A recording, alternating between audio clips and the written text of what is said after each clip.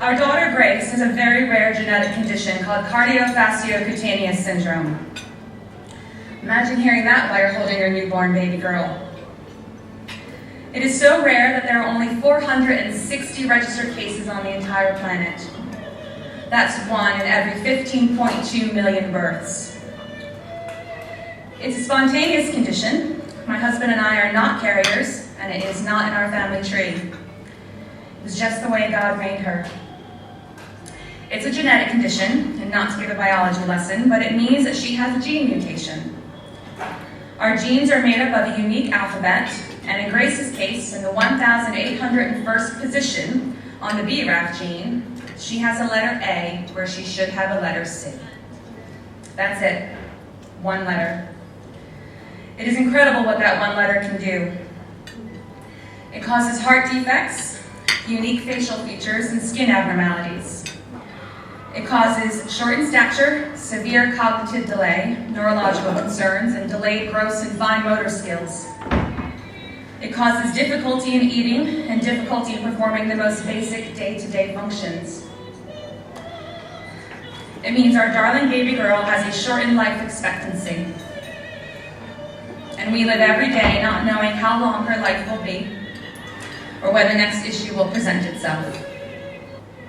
So congratulations, you have a beautiful, special baby girl that is going to test every ounce of every skill you've ever learned and challenge you to take on more than you ever thought was humanly possible.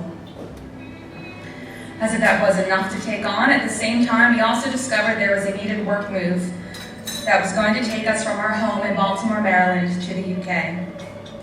So in our first 6 months of parenthood, we were coming to terms with our beautiful baby girl who had needs we couldn't even begin to imagine, as well as organizing an international move and saying goodbye to our life and home we had built for the last 10 years. Welcome to motherhood. So now we are here, and the learning curve has changed again. Now it is not only learning about CFC syndrome and how to help Grace be as healthy as possible. It is learning a new healthcare system, new protocols, new procedures, and a new culture. And the answers still weren't coming. With such a rare condition, no one has ever heard of it, and no one knows what to expect. Will our daughter ever eat? Will she sit up? Will she walk? Will she speak? Will she ever use her hands? All of these questions and always the same response. We just don't know.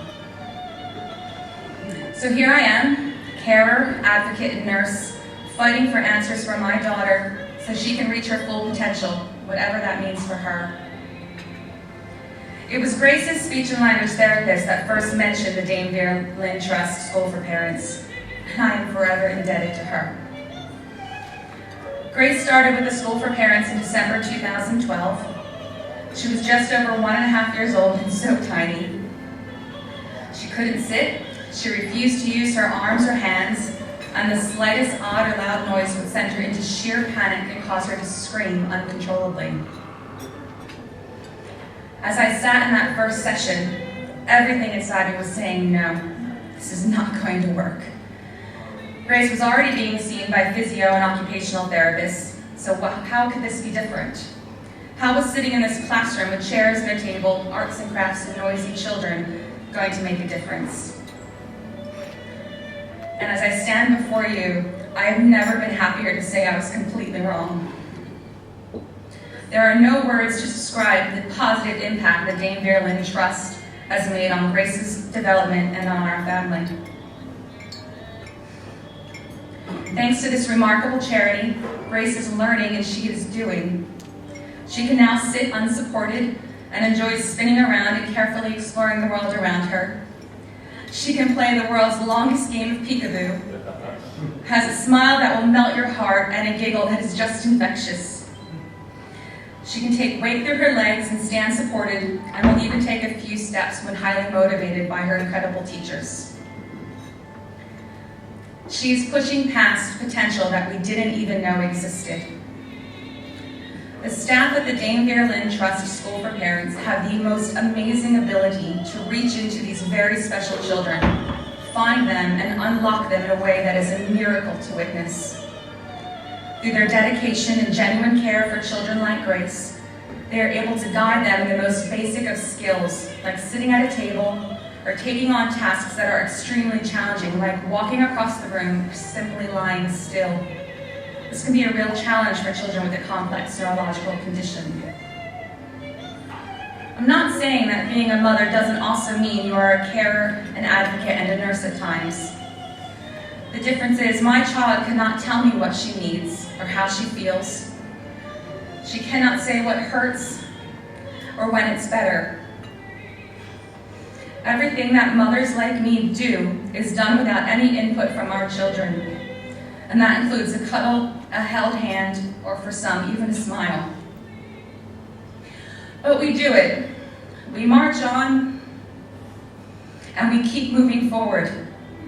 But we don't do it alone. We simply can't do it alone, and our children wouldn't thrive if we had to do it alone.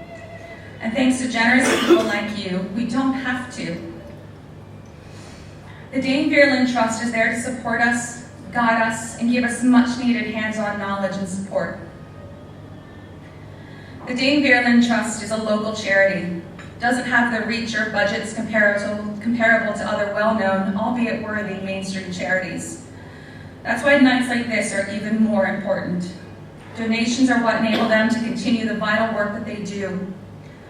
To run this very special school costs over £500,000 a year, and that can only be funded by generous people like you.